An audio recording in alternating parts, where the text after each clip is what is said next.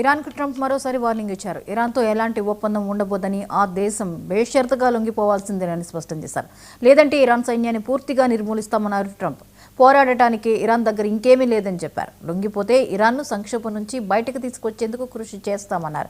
ఇరాన్ను గతంలో ఎన్నడూ లేని రీతిలో ఆర్థికంగా బలపరుస్తామని, మంచి భవిష్యత్తు ఉంటుందంటూ ట్రూత్ సోషల్ వేదికగా ట్రంప్ పోస్ట్ చేశారు.